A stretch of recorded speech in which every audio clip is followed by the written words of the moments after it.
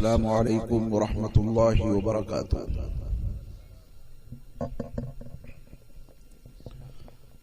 बिस्मिल्लाहिर रहमानिर रहीम।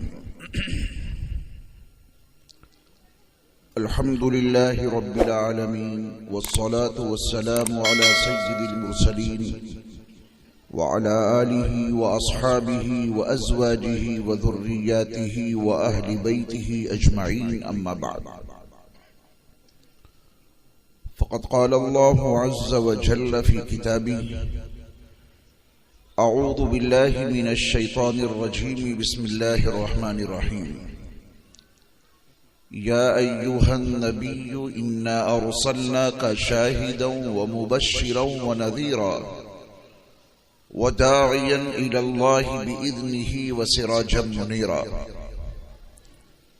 काबिल सद एहतराम सदर इजलास हज़रात उलमाए किराम, मशाइख इज़ाम, मेरे दीनी और इस्लामी भाइयों, बुजुर्गों, प्यारे बच्चों और पर्दा नशीन ख़वातीन मिल्लत, ये हमारी और आपकी बड़ी सआदतमंदी है कि हमारे और आपके माबूद ने हमें और आपको ऐसी नूरानी और बाबरकत मजलिस में शरीक होने की तौफीक अता फरमाई है, जिसमें इमामुल अंबिया, सरवरे कायनात, फ़ख्र मौजूदात, वजह तख्लीक़ कायनात अहमद मुश्तबा हज़रत मोहम्मद मुस्तफ़ा सल्लल्लाहु अलैहि वसल्लम की सीरत मुताहरा का तज़किरा हो रहा है। अल्लाह रब्बुल इज़्ज़त इस मुबारक महफिल में हमारी और आपकी शिरकत को इस उन्वान से कबूल फरमा ले कि इस मजलिस में मौजूद हर शख्स की मग़फ़िरत हो जाए। अल्लाह हम सबको मग़फ़िरत की भीख अता करे।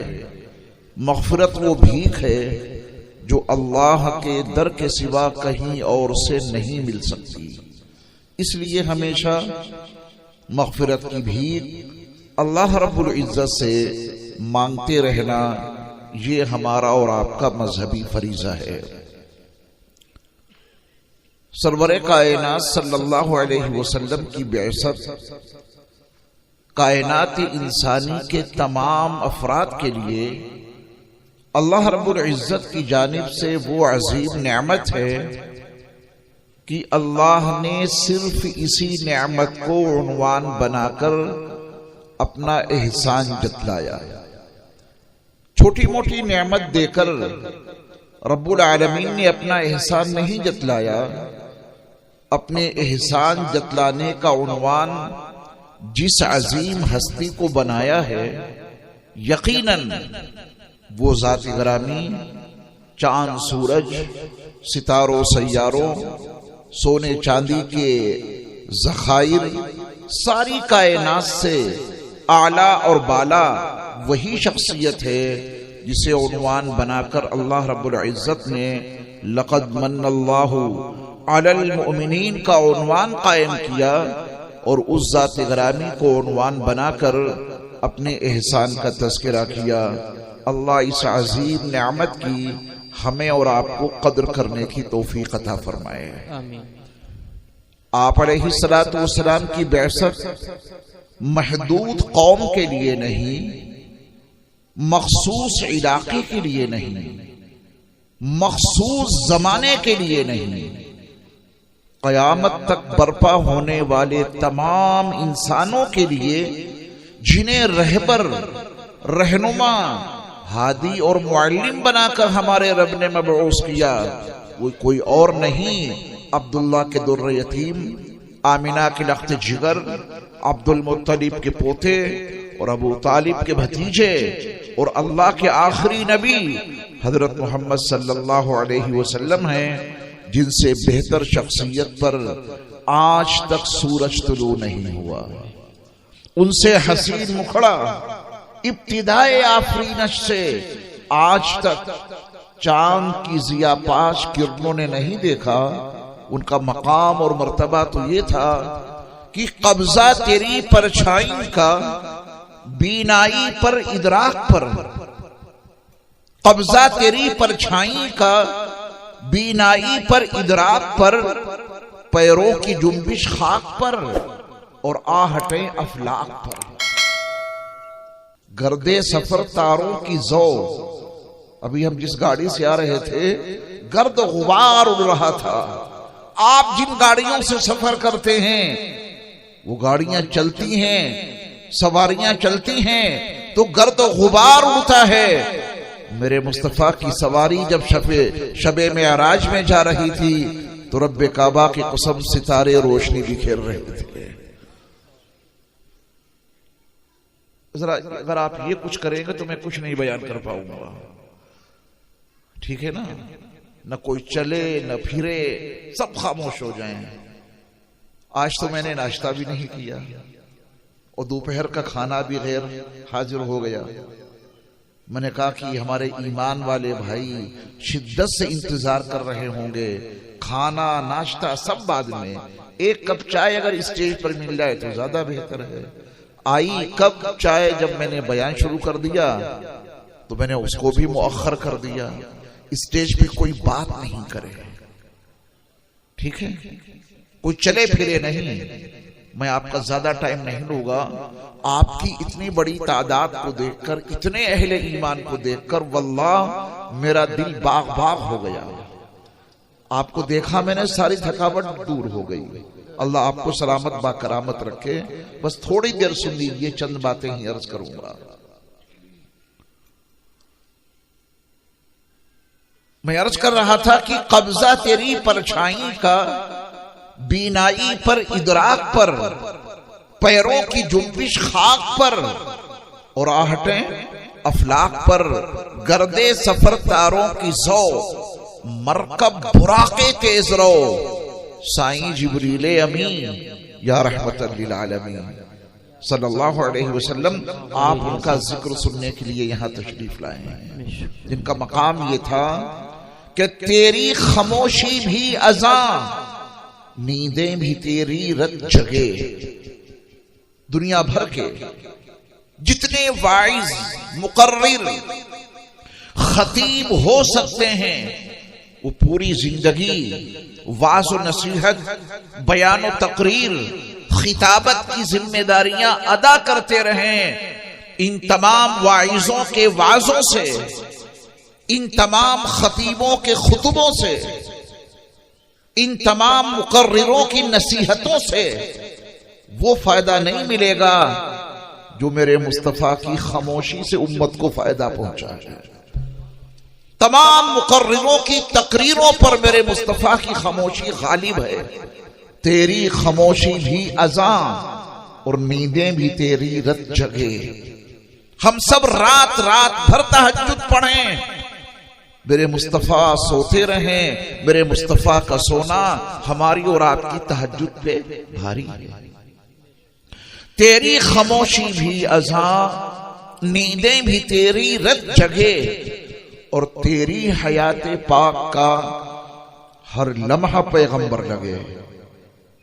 तेरी हयात पाक का हर लम्हा पैगंबर लगे। ये हकीकत है कि जब मेरे मुस्तफा सल्लल्लाहु अलैहि वसल्लम की उम्र मुबारक 40 साल की हो गई तो जबल नूर की आखिरी चोटी पर बने हुए गार हिरा में आप पर अव्वलीन वही का नुज़ूल हुआ। अल्लाह ने किताब के नुज़ूल से 40 साल पहले साहिबे किताब को दुनिया में भेजा। 40 साल। और आपने कहा फ़क़द लबिस्तु फ़ीकुम उमरन मिन क़ब्ली, मैंने तुम्हारे दरमियान कोई नया अनोखा इंसान नहीं हूं। मैंने अपनी उम्र का एक तवील हिस्सा तुम्हारे दरमियान गुजारा है। मेरा बचपन तुम्हारे दरमियान गुजरा, मेरी जवानी तुम्हारे दरमियान गुजरी, मेरी तिजारत कारोबार का अंदाज तुम्हारे दरमियान रहा, मेरी शादी तुम्हारे सबके दरमियान में हुई, बच्चे मेरे पैदा हुए। फ़क़द लबिस्तु फ़ीकुम उमरन मिन क़ब्ली, अल्लाह ने अपने नबी की वो जिंदगी जो नुज़ूल वही से पहले की थी उसको हकीकत को समझाने के लिए उन्वान बना दिया। क्या तुम लोग अक्ल से काम नहीं लेते? तेरी हयाते पाक का हर लम्हा पैगंबर लगे। पैगंबरी तो 40 साल में मिली, मगर इब्ने इसहाक से पूछो हलीमा सादिया का वो कौन सा बयान नकल कर दिया। हलीमा सादिया से मालूम करो, न जाने कितने बच्चों को उन्होंने दूध पिलाया, मगर आमिना की लख्त जिगर को दूध पिलाने की कुछ कैफियत तो बयान करो। तो हलीमा सादिया बयान करती हुई नजर आएंगी कि मैंने न जाने कितने बच्चों को दूध पिलाया, दाएं पिस्तान और बाएं पिस्तान से दूध पीने में बच्चे क्या इम्तियाज करें, उनके पास क्या शऊर, उनका विजदान क्या उनका साथ देगा। एक अकेले लाडले मोहम्मद ऐसे जिनको मैंने जब कभी बाएं पिस्तान से दूध पिलाने की कोशिश की तो मेरे लाडले मोहम्मद ने बाएं पिस्तान में मुंह नहीं लगाया। जब भी पिया दाएं पिस्तान से पिया, बाएं पिस्तान के दूध को अपने रजाई भाई के लिए छोड़ दिया। ये सच है कि अव्वलीन वही का नुज़ूल 40 साल के बाद हुआ, मगर हलीमा की गोद में दूध पीने वाला वो मासूम सा मोहम्मद दूध पीने का अंदाज बता रहा है कि फ्यूचर का, मुस्तकबिल करीब का ये बच्चा अदल इंसाफ का अलम बरदार बन के उठेगा। उस अजीम रसूल की सीरत सुनने के लिए हम और आप यहां पर जमा हुए हैं। सीरत को कुरान के हवाले से पहले सुन लें और फिर मैं नबी की कुछ तालीमात जिक्र करूंगा, जब तक इंशाअल्लाह हजरत मौलाना मुफ्ती मोहम्मद आसफ महमूद साहब भी तशरीफ ले आएंगे, फिर उनका बयान जम के सुनिएगा। नबी अलैहिस्सलातु वस्सलाम की उम्र मुबारक 63 साल है। आपके इल्म में ये बात यकीनन है, लेकिन जरा इसको कुरान के हवाले से देखें। अल्लाह रब्बुल इज्जत ने अपने नबी की वफात का तज़किरा कुरान मजीद की 3 सूरतों में 3 आयतों में किया है। वफात जिंदगी का आखिर, एंड, खत्म। अल्लाह ने अपने नबी की वफात का तज़किरा 3 सूरतों में किया है। ताबीरें बिल्कुल यकसा हैं। व इम्मा नुरियन्नक बअज़ल्लज़ी नईदुहुम औ नतवफ़यन्नक, ये ताबीर कुरान में 3 मकामात पर मौजूद है, 3 सूरतों में। कुरान मजीद की कुल 114 सूरतें हैं, ये तो आपके इल्म में है ना। लेकिन इन सूरतों की जो तरतीब 1, 2, 3, 114 नंबर तक, ये तरतीब किसी इंसान की नहीं, अल्लाह की हिदायत पर नबी करीम सल्लल्लाहु अलैहि वसल्लम ने कुरान की इन सूरतों की तरतीब अपने सहाबा को बताई, और उसी तरतीब पे ये कुरान कायम है और कायम रहेगा इंशाअल्लाह। पहली सूरत जिसमें नबी की वफात का तज़किरा है उसका नाम है सूरह यूनुस। यही आयत जो मैंने पढ़ी उसमें मौजूद है। जब आप सूरतुल फातिहा नंबर 1, सूरतुल बकरा नंबर 2, सूरह आले इमरान नंबर 3 ऐसे गिनते हुए जाएंगे तो सूरह यूनुस जिसमें मेरे मुस्तफा की वफात का तज़किरा है उसका नंबर आपको मिलेगा 10। सूरह यूनुस का आयत नंबर क्या है? 10। नबी की मदनी जिंदगी कितने सालों पर मुश्तमिल है? 10 सालों पर मदनी जिंदगी। 10 का अदद याद रखिए, और नबी की मदनी जिंदगी का 10 का अदद याद रखिए। उसके बाद वो सूरत जिसमें नबी की वफात का तज़किरा ठीक उसी ताबीर के साथ मौजूद है। व इम्मा नुरियन्नक बअज़ल्लज़ी नईदुहुम औ नतवफ़यन्नक, उस सूरत का नाम है सूरतुर रअद। जब आप इसका अदद गिनेंगे 10 के आगे चलेंगे 11, 12, तो सूरतुर रअद का नंबर मिलेगा 13। नबी अलैहिस्सलातु वस्सलाम की नबवी मक्की जिंदगी कितने सालों पर मुश्तमिल है? 13 सालों पर। सूरतुर रात का अदद 13 है, इसमें नबी की वफात का तज़किरा है। 10 और 13 नबी की पैगंबराना जिंदगी कितनी है? 23 साल। फिर एक और सूरत है सूरतुल मोमिन, सूरह गाफिर भी उसका नाम है, सूरतुल मोमिन भी उसका नाम है। ठीक वही ताबीर इस सूरत में भी मौजूद है। वाव की जगह पर इस सूरत में फा है।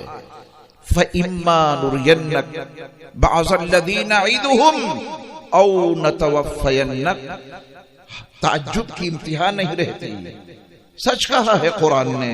व इन कुंतुम फी रैबिन मिम्मा नज़्ज़लना अला अब्दिना फातू बिसूरतिन मिन मिस्ली वदऊ शुहदाअकुम मिन दूनिल्लाह इन कुंतुम सादिकीन। सच कहा है कुरान ने। कुरान का ये चैलेंज अब से 1450 साल पहले अल्लाह ने इंसानों के सामने रखा। 1450 साल गुजर चुके हैं, कोई इस चैलेंज को कबूल न कर सका। वल्लाह कयामत की सुबह तक इसे कोई कबूल कर भी नहीं सकता। शक है तो इस जैसा कलाम बना करके लाओ। ताबीरात, अल्फाज की नशिस्त व बर्खास्त, हकाइक का बयान, सूरतों की तरतीब, हुरूफ के आदाद, इस कदर मौजिज़ाना बयान है कुरान में। ये क़यामत तक के इंसानों के लिए रहबरी और रहनुमाई करने वाली किताब है। और जिस जमाने में आपसे कोई कुछ कहे कि अगर तुम्हारे नबी ये बरहक हैं तो आज के दौर में उनका कोई मौजिज़ा तो दिखाओ, तो बिला तकल्लुफ आप अपने नबी का मौजिज़ा दिखाने के लिए उन्हें कुरान पेश कर देना और ये कहना कि मेरे मुस्तफा की नबूवत आज भी बाकी है और दलील उसकी ये मौजिज़ाना कुरान है। बेतरद्दुद, बेतकल्लुफ, ये कुरान है ही ऐसा कलाम। वो सूरह मोमिन, सूरतुल मोमिन, उसकी आयत नंबर 40 है ये, जिसमें नबी की वफात का तज़किरा है। 23 और 40 किस मौजिज़ाना अंदाज में अल्लाह ने अपने नबी की उम्र के तीनों हिस्सों को बयान कर दिया। 40 नंबर की सूरत में नबी की वफात का तज़किरा करके ये बता दिया कि नबी की गैर पैगंबराना जिंदगी 40 सालों पर मुश्तमिल है। और 13 नंबर की आयत में आपकी वफात का तज़किरा करके ये बता दिया कि नबी की मक्की जिंदगी जो नबवी जिंदगी है वो 13 सालों पर मुश्तमिल है। और आयत नंबर 10 सूरह यूनुस में उसका तज़किरा करके 10 साला मदनी जिंदगी की तरफ इशारा कर दिया। जब आप इन सारे आदात को जमा करेंगे 10 और 13 23 और 40 63, यही 3 सूरतें हैं जिसमें नबी की वफात का तज़किरा इतने मौजिज़ाना अंदाज में मौजूद है। ये इंसानी इख्तियार, इंसानी शऊर और इंसानी विजदान से बाला तर चीज है। मुझे ये बताएं, नबी की सीरत आपकी उम्र के हवाले से जो मैंने अभी पेश की, वो बातें आपकी समझ में आई या आपको घर जाके होमवर्क करना है? करेंगे इंशाअल्लाह।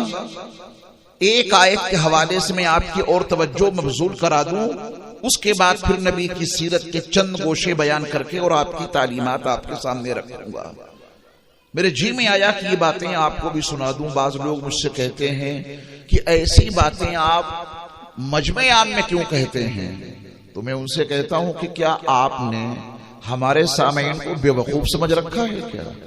हमारे सामईन समझदार हैं, अरबाब इल्म दानिश हैं। अगर कुरान के हवाले से इनके सामने नबी की सीरत, नबी की उम्र और नबी के तज़किरे किए जाएंगे तो जरूर समझेंगे। है तो बड़ी इल्मी बात, लेकिन निहायत आसान अल्फाज में आपको समझाने की मैं कोशिश करूंगा। आपके इल्म में ये बात है कि कुरान मजीद की जो 114 सूरतें हैं, उसमें कुछ सूरतें मक्की हैं और कुछ सूरतें मदनी हैं। एक आयत ऐसी है जो न मक्की है न मदनी है। उसी आयत के हवाले से मैं आपके नबी की सीरत का कुछ तज़किरा करूंगा। इतने अहले ईमान बैठे हैं, मुझे बताएं कि अगर कोई गैर मुस्लिम भाई आपसे इतना पूछे आपकी धार्मिक और आपकी मजहबी किताब का नाम क्या है, आप जिस किताब को सबसे मुकद्दस, सबसे आला और बाला तस्लीम करते हैं, तुम्हारी उस मजहबी किताब का नाम क्या है, तो हसनपुर के ईमान वाले भाई अपने उस गैर मुस्लिम भाई को जवाब में क्या बताएंगे? बोले सारे साथी, कुरान। माशाअल्लाह, बिल्कुल सही जवाब है आपका। यही हमारी मजहबी किताब है।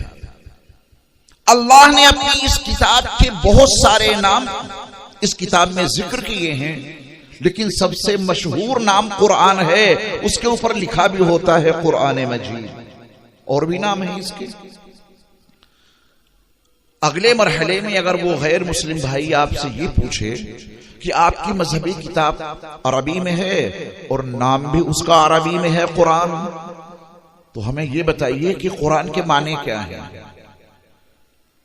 तो हसनपुर में कितने लोग हैं, उलमा से मादरत के साथ, आप तो असहाब इल्म दानिश हैं, जो हमारे भाई बैठे हैं, ईमान वाले साथी बैठे हैं, मैं उनसे पूछता हूं कितनी बड़ी तादाद अहले ईमान की है जो अपनी मजहबी किताब का नाम कुरान, इसका तर्जमा बता सकें। क्या नाम है आपकी मजहबी किताब का? कुरान। उसका तर्जमा क्या है?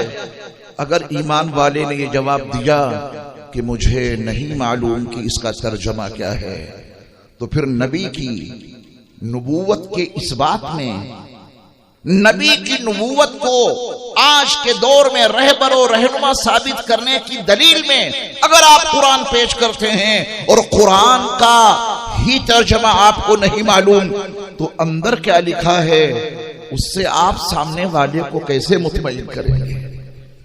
कुरान इसका तर्जमा है जिसे सबसे ज्यादा पढ़ा जाए, ये इसका लफ्जी तर्जमा है। कुरान का तर्जमा जिसे सबसे ज्यादा पढ़ा जाए। ये ना सोचिएगा कि हम और आप मुसलमान हैं, जज्बात में आके इसका तर्जमा कर दिया, नहीं। अल्लाह आलिमुल गुयूबी व शहादा है, उन्हें मालूम था कि इस धरती पर, इस नीलबू आसमां के नीचे सबसे ज्यादा अगर कोई किताब पढ़ी जाएगी तो वो कुरान मजीद है, किताब इलाही है। तो अल्लाह ने इसका नाम ही कुरान तजवीज कर दिया। उन्हें मालूम था कि इससे ज्यादा कोई किताब नहीं पढ़ी जा सकती। अगर आप इसको दलील के तौर पे समझना चाहें तो मैं अर्ज किए देता हूं, ऑस्ट्रेलिया मशरिक का बिल्कुल आखिरी हिस्सा, जहां सबसे पहले सूरज तुलू होता है, जहां सबसे पहले सुबह साबित होती है, फजर की नमाज सबसे पहले वहां अदा की जाती है। ऑस्ट्रेलिया से आगे बढ़िए इंडोनेशिया, और आगे बढ़िए मलेशिया, थाईलैंड, और आगे बढ़िए बर्मा, और आगे बढ़िए बांग्लादेश, और आगे बढ़िए हिंदुस्तान, और आगे बढ़िए पाकिस्तान, अफगानिस्तान, सीधे चलते चले जाइए बहरे अटलांटिक के किनारे तक, और ये फकीर वहां तक होके आया है। वहां तक जाके देखा है मैंने मंजरनामा बहरे अटलांटिक का। ऑस्ट्रेलिया में जब सुबह सादिक हुई, अल्लाह के मुनादी ने अजान दी, अहले ईमान को 2 रकात नमाज अदा करनी है, सुन्नत फज्र। क्या कुरान की तिलावत के बगैर वो 2 रकातें अदा हो सकती हैं? क्या कुरान की तिलावत के बगैर 2 फर्ज अदा हो सकते हैं? वहां अजान शुरू हुई, फजर की नमाज हुई, सिलसिला आगे बढ़ता रहा। गर्दिशे लैलो नहार में मेरे रब ने निशानियां रखी हैं कलबंदों के लिए। इन्न फी खल्क़िस समावाति वल अर्द वख्तिलाफिल लैली वन नहार लआयातिन लिउलिल अलबाब। फजर की अजान और नमाज का वो सिलसिला जो सुबह सादिक होते हुए ऑस्ट्रेलिया से शुरू हुआ, बहरे अटलांटिक तक पहुंचा ही था कि ऑस्ट्रेलिया में जोहर की नमाज का वक्त हो गया। जोहर की नमाज वहां से चली, फजर और आगे चली गई। आप कह रहे हैं कि हमारे यहां रात के 12:15 बजने वाले हैं, 12 बज चुके हैं। यह आपका कहना है और हकीकत पर मबनी है, लेकिन अमेरिका में इस वक्त दोपहर के 12 बजे हैं। ये गर्दिश लैलो नहार, फजर की नमाज इस धरती पर एक लम्हे के लिए नहीं रुकी, और जोहर की नमाज इस धरती पर एक लम्हे के लिए नहीं रुकी, अस्र और मगरिब और इशा की नमाज एक लम्हे के लिए इस धरती पर नहीं रुकी। हर नमाज में मेरे रब ने कुरान का पढ़ना फर्ज करार दिया है। जब जब एक लम्हे के लिए नमाज न रुकी तो रब्बे काबा की कसम एक लम्हे के लिए कुरान की तिलावत भी नहीं रुकी। मेरे रब ने अपनी किताब का बड़ा सच्चा और अच्छा नाम रखा है कुरान, जिसे सबसे ज्यादा पढ़ा जाए। ये तज़किरा मैंने मदारिस के तलबा से हटकर किया है, और मदारिस के तलबा में कुरान मजीद की तिलावत का जो निजाम है वो आप पर मख्फी नहीं। मैंने आम्मतुन्नास के लिहाज से कुरान की तिलावत का तज़किरा छेड़ा है। ये अल्लाह की किताब है जो हर वक्त पढ़ी जाती है। जब ही मेरे रब ने अपनी इस किताब का नाम क्या रखा, माशाअल्लाह। कितनी सूरतें हैं मक्की, आपसे पूछ रहा हूं, आप मेरे मुखातब हैं, नहीं याद है। और मदनी कितनी सूरतें हैं। मेरे ईमान वाले भाइयों, ये बातें आपको अगर याद नहीं होंगी तो क्या सीताराम को याद होंगी? ये तो पहले आपका फर्ज है कि आप याद करें, है कि नहीं? ये बेसिक इल्म, बुनियादी जरूरी इल्म किताब इलाही के बारे में पहले आपको हासिल होना चाहिए, तभी आप नबी की सीरत को समझ सकते हैं, इसके बगैर नहीं। चलिए मैं आपको एक फार्मूला बताता हूं। सूरतुल बकरा कुरान मजीद की सबसे बड़ी सूरत है। उसकी आखिरी आयत फंसुरना अलल कौमिल काफिरीन, यहां पे देखना कितना अदद लिखा है। सूरह बकरा में 286 आयतें हैं। फंसुरना अलल कौमिल काफिरीन को देखना घर जाके। आपको मैं होमवर्क दे रहा हूं, कोई ज्यादा बयान नहीं करूंगा, इसको जाके घर में करना ताकि कुरान से आपका ताल्लुक पैदा हो, कुरान से आपका लगाव पैदा हो। पानी दे दीजिएगा, मेरी बोतल कौन सी? यही थी।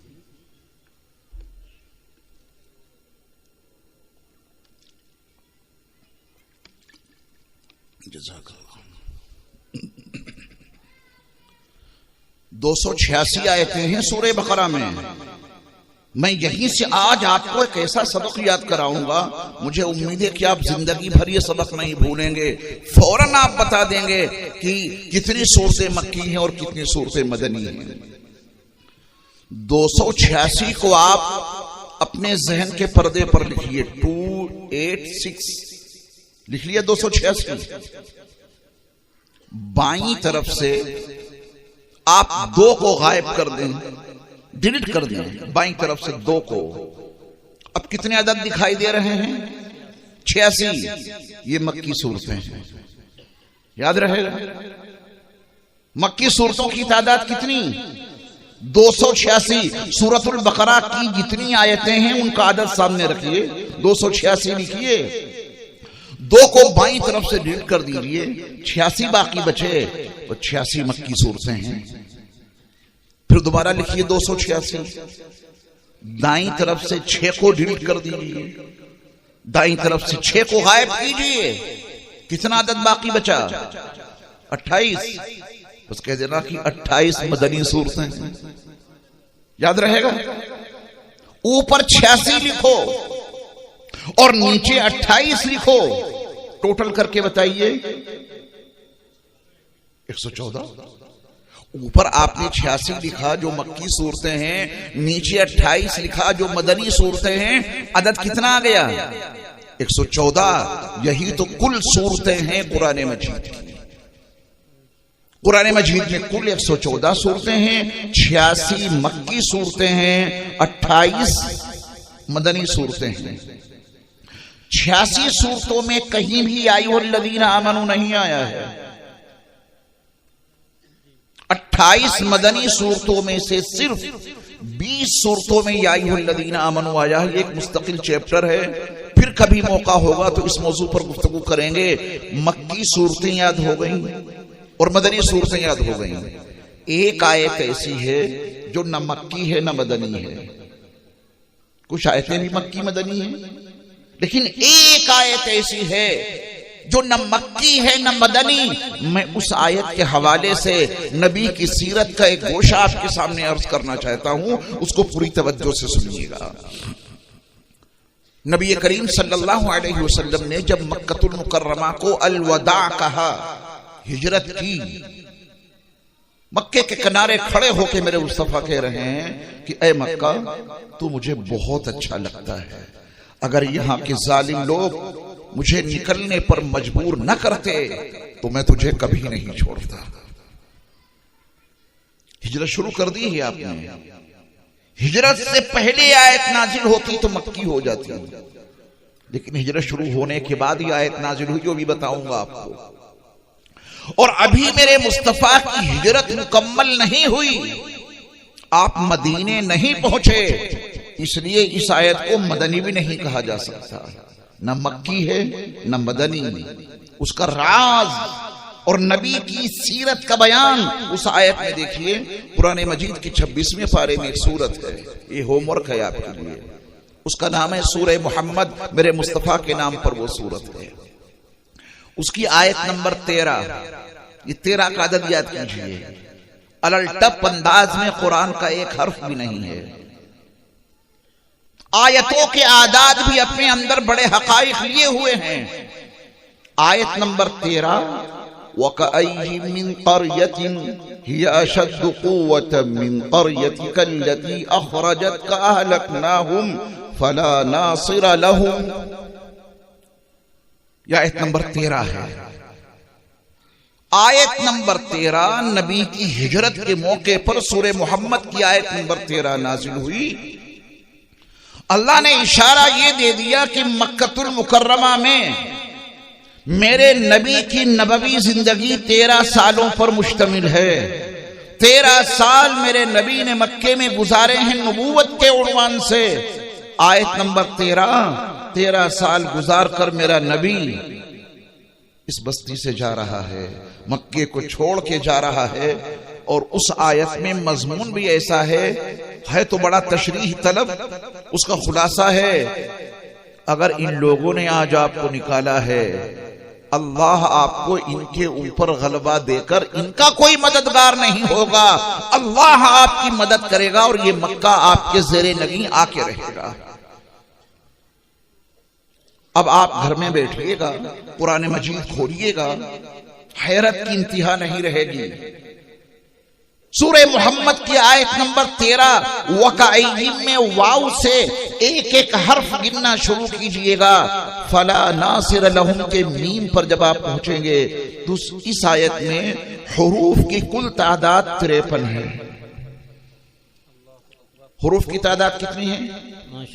ये मेरे मुस्तफा की मक्की जिंदगी को अल्लाह ने आयत नंबर 13 के हवाले से और 53 के अदद से दोनों चीजों को उजागर कर दिया।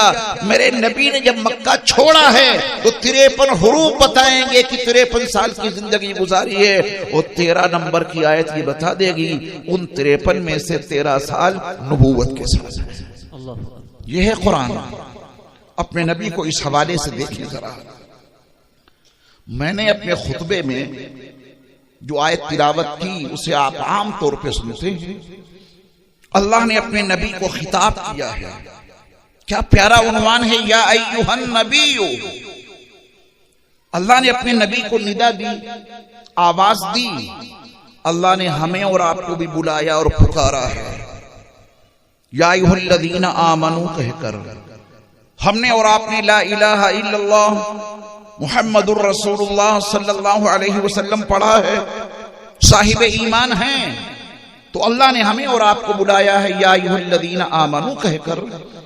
और नबियों और रसूलों की निदाओं का तज़किरा भी कुरान में है। जब अल्लाह ने आदम अलैहिस्सलाम को बुलाया तो फरमाया या आदम, ये कुरान में लिखा है। और जब नूह अलैहिस्सलाम को आवाज दी तो फरमाया या नूह, ये भी कुरान में लिखा है। इब्राहिम को निदा दी तो फरमाया या इब्राहिम, ये भी कुरान में मौजूद है। जब हजरत मूसा हजरत ईसा को बुलाना हुआ तो उनका भी नाम लेकर या मूसा या ईसा कहा, लेकिन पूरे कुरान में अल्लाह ने अपने नबी को बुलाने के लिए उनका नाम लेकर या मोहम्मद नहीं कहा। और नबियों का नाम लेके उन्हें बुलाया, पुकारा, कुरान में उसके तज़किरे मौजूद हैं। लेकिन जब अल्लाह ने अपने लाडले हबीब को बुलाया और पुकारा है तो कहीं फरमाया या अय्युहल मुज़म्मिल, और कहीं फरमाया या अय्युहल मुद्दस्सिर, और कहीं फरमाया या अय्युहन नबिय्यु, और कहीं फरमाया या अय्युहर रसूल, और कहीं फरमाया ताहा, और कहीं फरमाया यासीन। या मोहम्मद कहीं नहीं कहा। अल्लाह ने अगर इतना एहतिमाम किया है तो हमारे वो ईमान वाले भाई जिन्होंने अपनी मस्जिदों में या अपने घरों में या मोहम्मद का तोरा लगा रखा है, उनको अपने इस अमल पर नजरसानी करनी होगी। अल्लाह ने तो अपने नबी को या मोहम्मद नहीं कहा। तुम इतने कैसे गुस्ताख हो गए, तुम इतने कैसे बेअदब हो गए कि तुमने या मोहम्मद का तोरा अपने घर में लगाया। जब तुम्हारी उस पर नजर पड़ती होगी, तुम्हारी जबान कहती होगी या मोहम्मद लिखा है, तुम्हारे अल्लाह ने तो कभी अपने हबीब को या मोहम्मद नहीं कहा। ऐसी गुस्ताखी तो नहीं करेंगे। अल्लाह शऊर अता फरमाए। आमीन। किन के पीछे चल पड़े आप? कभी ये भी नहीं सोचा कि इनमें रहबरी रहनुमाई करने की कोई इस्तेदाद और सलाहियत भी मौजूद है। तभी उन्होंने आपको गुस्ताखी के इस स्टेज तक पहुंचा दिया कि जिस नबी को अल्लाह ने या मोहम्मद नहीं कहा, आपने या मोहम्मद करके लगा दिया। न इधर उधर की तू बात कर, ये बता कि काफिला क्यों लूटा। मुझे रहजनों से गरज नहीं, तेरी रहबरी का सवाल। कैसी रहबरी की? उम्मत को कहां से कहां पहुंचा दिया। या अय्युहन नबिय्यु, अल्लाह ने अपने नबी को खिताब किया और आपके चंद औसाफ हमीदा का तज़किरा किया। इन्ना अरसलनाका शाहिदन व मुबश्शिरन व नज़ीरा व दाइयन इलल्लाहि बिइज़्निही व सिराजम मुनीरा। मैं आज की नशिस्त में इस आयत का बिल्कुल आखिरी हिस्सा लफ्ज सिराजम मुनीरा के हवाले से नबी की सीरत की एक झलक, जो मेरी भी जरूरत है, आपकी भी जरूरत है, उसे पूरी तवज्जो से सुन लीजिए। लफ्ज सिराज का एक तर्जुमा अगर आप सूरज कर दें तो सच है। अरबी जबान में लफ्ज सिराज का तर्जुमा सूरज मुमकिन है। कुरान में सूरज के माने में लफ्ज सिराज मुस्तअमल है। और अगर आप इसका तर्जुमा चराग कर दें तो भी ठीक है, कोई कबाहत नहीं। लफ्ज सिराज में चराग का तर्जुमा करने की भी गुंजाइश है अरबी जबान में। अगर सूरज का तर्जुमा जहन में है तो तर्जुमा होगा सिराजम मुनीरा का, चमकता दमकता सूरज बना के हमने आपको भेजा। और अगर आप इसका तर्जुमा करें चराग का तो रोशन चराग बना के हमने आपको भेजा। दोनों तर्जुमों की गुंजाइश है। हालांकि अरबी जबान में सूरज के लिए मुस्तकिल एक लफ्ज अशम्स मौजूद है और चराग के लिए भी मुस्तकिल एक लफ्ज मिसबाह मौजूद है। तो अगर सूरज बताना होता तो शमसम मुनीरा कह देते, और अगर चराग बताना मकसूद था तो मिसबाह मुनीरा कह देते। लेकिन अल्लाह रब्बुल इज्जत ने अपने नबी की सिफात को बयान करते हुए सिराजम मुनीरा फरमाया, जिसमें दोनों तर्जुमों की गुंजाइश है। सूरज चमकता दमकता सूरज बना करके भेजा, रोशन चराग बना करके भेजा। तर्जुमा समझ गए? अब मुझे ये बताइए हसनपुर वालों, ये सारे चराग क्यों जला रखे हैं आपने? चराग ही तो हैं, ट्यूबलाइट कह लें, बल्ब कह लें, तरक्की याफ्ता शक्ल है, चराग जला रखे हैं। हसनपुर वाले रात में चराग जलाते हैं या दिन में? रात में जलाते हैं। दिन में रोशनी किससे हासिल करते हैं? सूरज से। मैं समझता हूं कि आप वहां जरूर पहुंच गए होंगे जहां मैं आपको ले जाना चाहता हूं। बहुत खूब। रोशनी मेरी भी जरूरत है, रोशनी आपकी भी जरूरत है। दिन में रोशनी हासिल करते हैं सूरज से, रात को रोशनी हासिल करते हैं चिरागों से। अल्लाह ने अपने हबीब के लिए कह दिया, हमने आपको सिराज मुनीर बना करके भेजा है।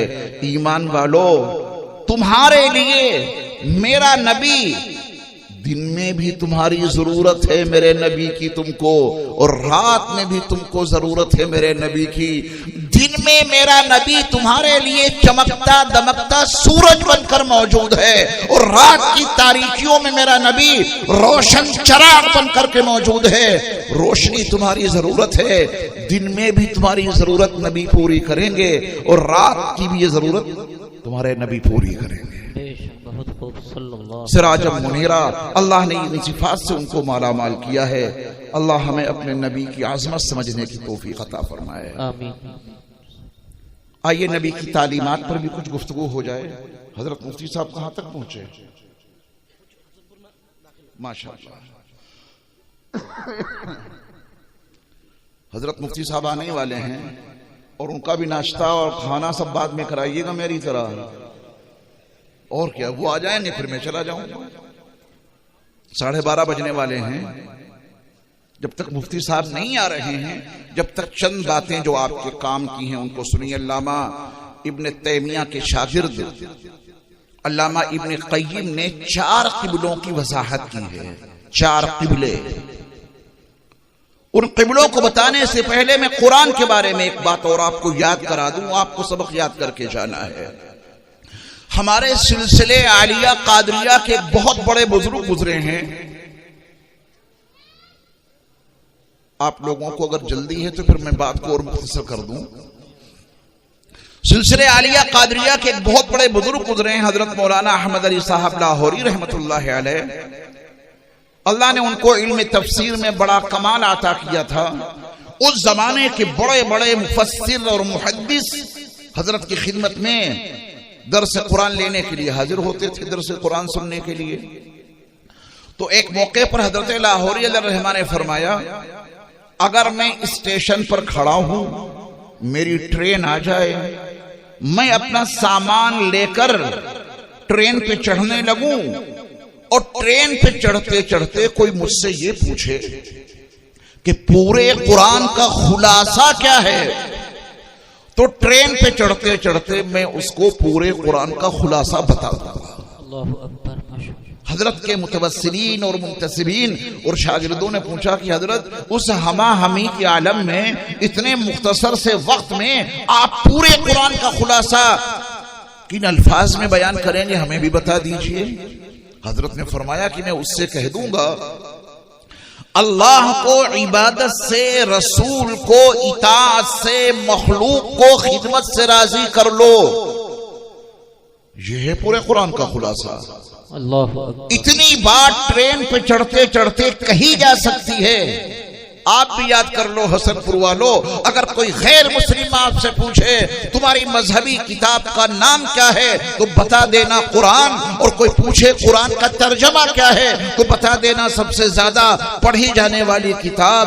अगर वो गैर मुस्लिम भाई ये पूछे तुम्हारी किताब में लिखा क्या है, तुम्हारी किताब में लिखा क्या है, क्या है तुम्हारी पूरी किताब का निचोड़, क्या है तुम्हारी धार्मिक किताब का पूरा खुलासा, तो कह देना हमारी मजहबी किताब कुरान का खुलासा ये है, अल्लाह की ऐसी इबादत करो कि वो राजी हो जाएं, और रसूल की ऐसी इताअत करो कि वो राजी हो जाएं, और मखलूक की ऐसी खिदमत कर लो कि ये राजी हो जाए। अल्लाह को इबादत से, रसूल को इताअत से, और मखलूक को खिदमत से राजी कर लो। याद हो गया सबक? ये पूरे हसनपुर में इसकी तबलीग कर देंगे आप। पहुंचाओ कुरान का खुलासा क्या है। ये नबी की सीरत चलती फिरती ताबीर है कुरान मजीद की। नबी करीम सल्लल्लाहु अलैहि वसल्लम की तालीमात में आइए। हाफिज इब्न तैमिया के शागिर्द हाफिज इब्न क़य्यिम ने 4 क़िबले बताए हैं। इबादत का क़िबला अल्लाह, इताअत का क़िबला रसूलुल्लाह, नमाज का क़िबला आप बताइए। नमाज का क़िबला बैतुल्लाह। ये तीन बातें तो याद हैं आपको। चौथी बात मैं आज बताऊंगा आपको, जिसमें बड़े बड़े लोग कोताही करते हैं। और ये बात हाफिज इब्न क़य्यिम ने ज़ादुल मआद में लिखी है। इबादत का क़िबला अल्लाह, सारी इबादतें उसी के लिए। अत्तहिय्यातु लिल्लाहि वस्सलावातु वत्तय्यिबात, सारी इबादतें उसके लिए। और इताअतें रसूलुल्लाह के लिए। मन युतिइर रसूल फ़क़द अता अल्लाह, जिसने रसूल की इताअत कर ली उसने अल्लाह की इताअत कर ली। नमाज का क़िबला बैतुल्लाह, उधर ही मुंह करके नमाज अदा करते हैं। मुझे ये बताना है दुआ का क़िबला अर्शुल्लाह, दुआ का क़िबला अल्लाह का अर्श। लिहाजा जब कभी आप दुआ मांगे, तन्हाई में, खलवत में, जलवत में, मजलिस में, नमाज से पहले, नमाज के बाद, जब कभी आप हाथ उठाएं तो ये आपके हाथों की हथेली दुआ का जो क़िबला अर्श है उधर रहनी चाहिए।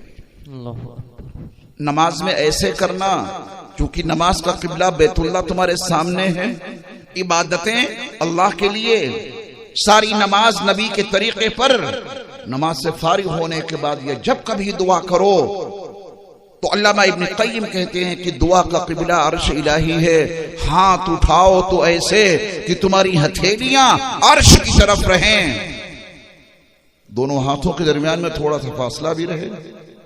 क्या कुछ आएगा इसमें? हाथ ऐसे उठा रखे हैं, अर्श की तरफ कर रखे हैं, क्या इसमें कुछ आएगा? जरूर आएगा। अगर कुछ ना आता तो मेरे मुस्तफा दुआ के बाद अपने ये दोनों हाथ अपने रुखसारे मुबारक पर क्यों फेरते और क्यों तलकीन करते कि तुम भी फेरो? आता जरूर है। सैयदना अबू हुरैरा रज़ियल्लाहु ताला अन्हु निसियान के मर्ज में मुब्तला, जो याद करते हैं वो भूल जाते हैं। नबी आखिरुज़्ज़मान सल्लल्लाहु अलैहि वसल्लम से शिकवा किया कि या रसूल अल्लाह सल्लल्लाहु अलैहि वसल्लम, आपसे जो कुछ सुनता हूं वो भूल जाता हूं, कुछ याद नहीं रहता। मेरे मुस्तफा अलैहिस्सलातु वस्सलाम ने फरमाया कि अपनी चादर उतारो और जमीन पे डालो। सैयदना अबू हुरैरा रज़ियल्लाहु ताला अन्हु ने अपनी चादर उतारी और जमीन पर डाली। मेरे मुस्तफा ने ऐसे हाथ किए और उनकी चादर के ऊपर ऐसे कर दिए। हाथों में क्या आया? और मेरे मुस्तफा के नूरानी हाथों से अबू हुरैरा की चादर पर क्या गिरा?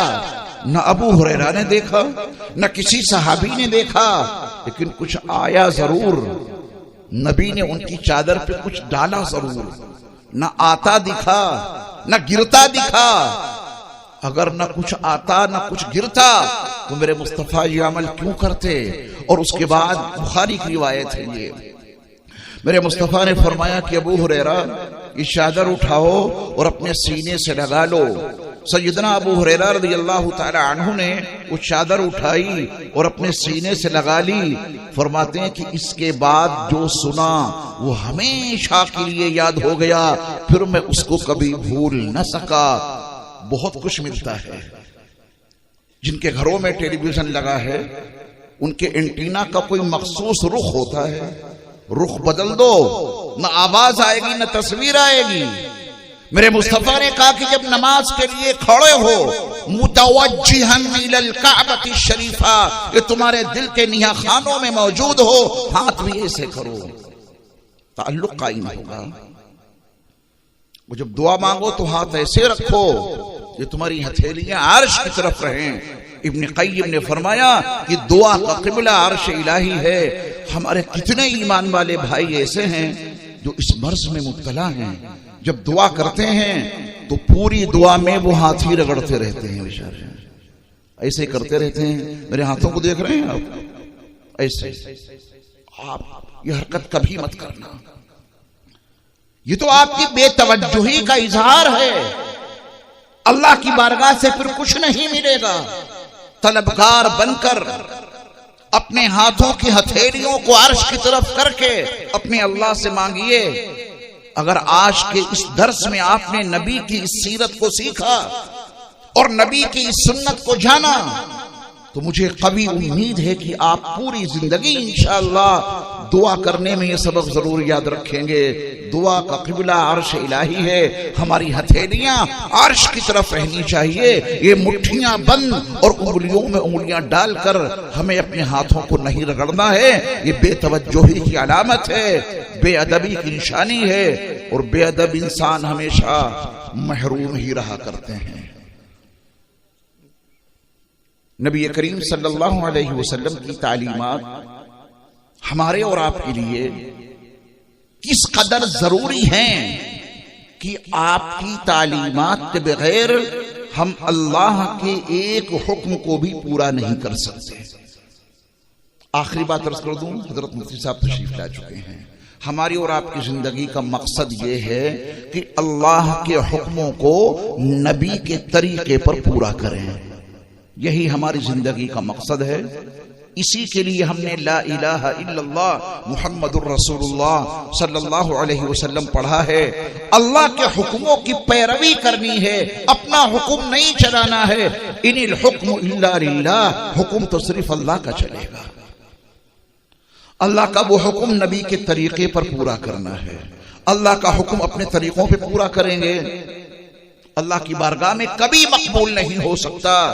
अल्लाह का हुक्म हमें नबी के तरीकों पर पूरा करना है, ये अपना जहन बना लें। इसीलिए तो ये कलिमा पढ़ा है हमने और आपने। एक मिसाल, उसके बाद मैं रुखसत हो जाऊंगा आपके दरमियान से। कुरान मजीद के 6ठे पारे में अल्लाह ने मुझे भी आवाज दी है और आपको भी। किसी कारखाने का मालिक अपने मुलाजिम को आवाज दे, फोरमैन को आवाज दे, और वो मुलाजिम अपने मालिक की आवाज सुनता ही नहीं, भागता चला जा रहा है।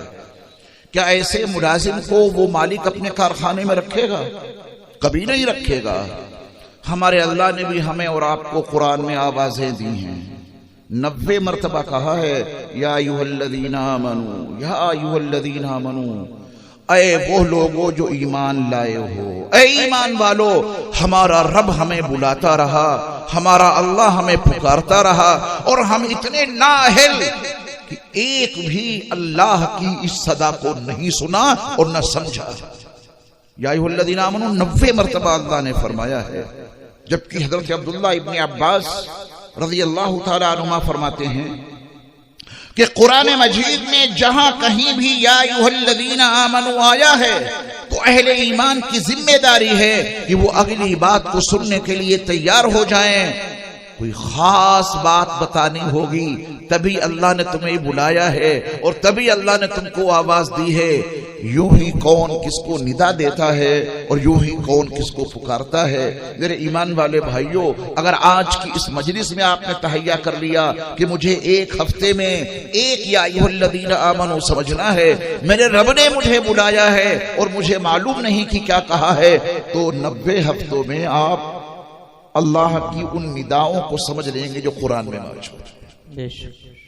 अल्लाह ने फरमाया वो मेरे लिए भी और आपके लिए भी और सारे अहले ईमान के लिए, या अय्युहल्लज़ीना आमनू इज़ा कुमतुम इलस्सलाह फ़ग़सिलू वुजूहकुम व अयदियकुम इलल मराफ़िक़ वमसहू बिरुऊसिकुम व अर्जुलकुम इलल कअबैन। ये अल्लाह का हुक्म है मेरे लिए भी और आपके लिए भी।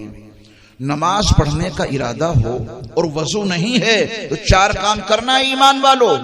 पहला काम है कि पानी लेके मुंह धो, दूसरा काम है दोनों हाथ कोहनियों समेत धो, तीसरा काम है सर का मसा कर लो, चौथा काम है पैरों को टखनों तक धो। ये किसका हुक्म है? अल्लाह का। किसके लिए? ईमान वालों के लिए। कब? जब नमाज पढ़ने का इरादा हो। इज़ा कुंतुम इलस्सलाह। हसनपुर वालों, मुझे इंसाफ से बताना, कभी आपने अल्लाह के इस हुक्म को इसी तरह माना जैसे कुरान में लिखा है? क्या आपने किसी नमाजी को वजू करते हुए देखा कि उसने पानी लिया हो और अल्लाह के इस हुक्म के मुताबिक पहला काम ये किया हो, फ़ग़सिलू वुजूहकुम, ये अल्लाह का हुक्म है, पहला काम तुम्हें करना है अपने चेहरे धो। आप अपने वजू में अल्लाह का हुक्म पूरा करते हैं? शुरू में बैठते ही पानी लेके चेहरा धोते हैं आप? कुछ खाना में जवाब दीजिए। नहीं, आपने कहा कि हम अल्लाह का हुक्म जरूर मानेंगे, हमारा खालिक है, हमारा मालिक है, उसका हुक्म जरूर मानेंगे, लेकिन हमें हिदायत दी गई, हमने कलिमा इसलिए पढ़ा है कि उनका हुक्म नबी के तरीके पर मानेंगे। तो उसके लिए क्या करते हैं आप? अल्लाह का हुक्म शुरू करने से पहले, अल्लाह का हुक्म मानने से पहले, फग़सिलू वुजूहकुम पर अमल करने से पहले आप 3 मरतबा दोनों हाथ अपने गट्टों तक धोते हैं। ये दोनों हाथ गट्टों तक धोना कुरान में कहीं नहीं लिखा, लेकिन आप धोते हैं। उसके बाद आप कुल्ली करते हैं 3 मरतबा, मिसवाक भी उसमें शामिल है। ये मेरे अल्लाह का हुक्म नहीं है कि जब तुम वजू करो तो कुल्ली करो और मिसवाक करो। उसके बाद आप अपनी नाक के दोनों सुराखों में नरम हड्डी तक 1 मरतबा नहीं, 2 मरतबा नहीं, 3 मरतबा पानी चढ़ाते हैं। ये कहीं लिखा है कुरान में? कहीं नहीं लिखा। अल्लाह का हुक्म था कि वजू करना है तो चेहरा धो। नबी ने कहा कि हुक्म इलाही बाद में पूरा करना, पहले मेरी 3 सुन्नतों पे तुम्हें अमल करना है। दोनों हाथ गट्टों तक धोना, कुल्ली करना, मिसवाक करना, नाक में पानी चढ़ाना। जब मेरी इन 3 सुन्नतों पे पहले अमल कर लो, उसके बाद अल्लाह का हुक्म पूरा करना, चेहरा धोना। आपने अल्लाह के हुक्म को अपने नबी के तरीके पर पूरा किया। यही करते हैं वजू। मैं अगर थोड़ी सी इसकी गहराई में जाके 3 बातें आपको बता दूं तो सुन्नते मुस्तफा की आजमतें आपके दिल की गहराइयों में उतरती चली जाएंगी। आपकी जबान नहीं, आपका विजदान बोल उठेगा। आपकी जबान ही नहीं, आपका शुऊर बोल उठेगा।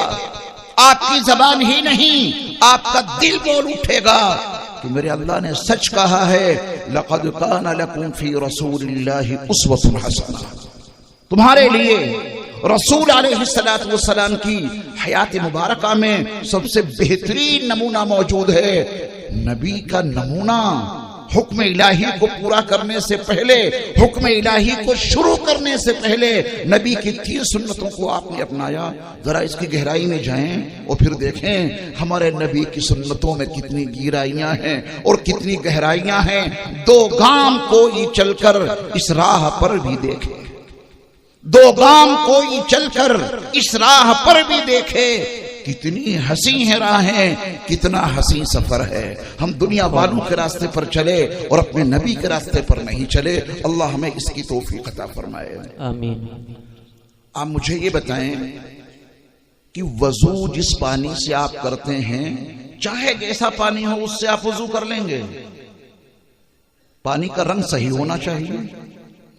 अगर पानी का रंग सही नहीं है, गलाजत की वजह से गड़बड़ हो गया है पानी, उसका रंग, तो क्या उस पानी से आप वजू करेंगे? अच्छा, अगर पानी का जायका बदल जाए तो उससे आपका वजू होगा? पानी पाक, उसमें चीनी डाल दीजिए, उसका नाम हो गया शरबत। है तो पाक लेकिन जायका बदल गया, क्या शरबत से वजू हो जाएगा? बदबू पैदा हो गई है पानी में गलाजत की वजह से, उस बदबूदार पानी से आपका वजू हो जाएगा? नहीं होगा ना। पानी का रंग भी सही हो वजू के लिए जरूरी है, पानी का जायका भी सही हो तभी वजू होगा, पानी की बू भी सही हो तभी आपका वजू होगा। करोड़ों दुरूद सलाम हो नबी आखिरुज़्ज़मा सल्लल्लाहु अलैहि वसल्लम की ज़ात गिरामी पर। उन्होंने अल्लाह का हुक्म पूरा करने से पहले अपनी 3 प्यारी सुन्नतें हमें दे दी। दोनों हाथ गट्टों तक धो लो, तुम्हें पानी का रंग दिख जाएगा। ये पानी वजू के लायक है या नहीं? अल्लाह का हुक्म बाद में शुरू करना, कुल्ली कर लो, तुम्हें पानी का जायका मालूम हो जाएगा, ये पानी वजू के काबिल है भी या नहीं।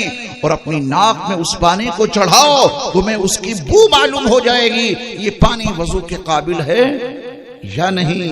ये तीनों चेकअप हो गए मेरे मुस्तफा की सुन्नत के हवाले से। जब तीनों चेकअप हो गए, डॉक्टर किसी का पेट यूं ही नहीं फाड़ देता है, 10 तरह के चेकअप लिखता है, ये चेक करा के लाओ, ये चेकअप करा के लाओ। रिपोर्ट पढ़ता है, उसके बाद जर्राही का अमल शुरू होता है, ऑपरेशन का अमल शुरू होता है।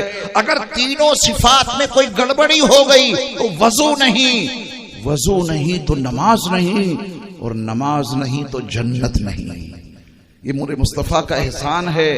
उस वजू को सही कराने के लिए अपनी 3 सुन्नतें पहले अता कर दी। दोनों हाथ गट्टों तक धो लो, रंग मालूम हो गया, कुल्ली कर लो, जायका मालूम हो गया, नाक में पानी चढ़ा दो, बू मालूम हो गई, तीनों तरह से पानी का चेकअप हो गया। अब अपने अल्लाह का हुक्म पूरा करो, फगसिलू वुजूहकुम।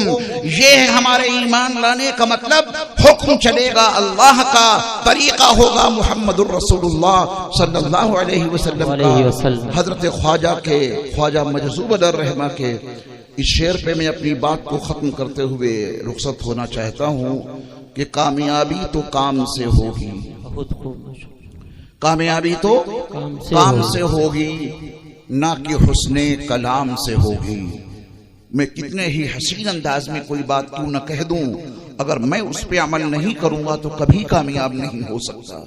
आप अमल नहीं करेंगे तो नोट रखिएगा, आप भी कामयाब नहीं हो सकते। कामयाबी तो काम से होगी, ना कि हुस्ने कलाम से होगी, फिक्र और एहतिमाम से होगी, जिक्र के इल्तिजाम से होगी। अल्लाह हम सबको अमल की तौफीक अता फरमाए। व आखिरु दावाना अनिल हम्दुलिल्लाहि रब्बिल आलमीन। मैं बड़ा ममनून और मशकूर हूँ अपने उन तमाम अहबाब का जिन्होंने मुझे याद किया और उनकी दावत के नतीजे में आप जैसे अहले ईमान की ज़ियारत का मुझे शरफ हासिल हुआ। अल्लाह आपको हमेशा दोनों जहान की सादतों से खुश रखे, आबाद रखे और हमेशा सरसब्ज़ व शादाब रखे, ईमान के तकाज़ों को पूरा करने की तौफीक अता फरमाए मुझे भी और आपको भी। अस्सलामु अलैकुम व रहमतुल्लाहि व बरकातुहू। व अलैकुम अस्सलाम।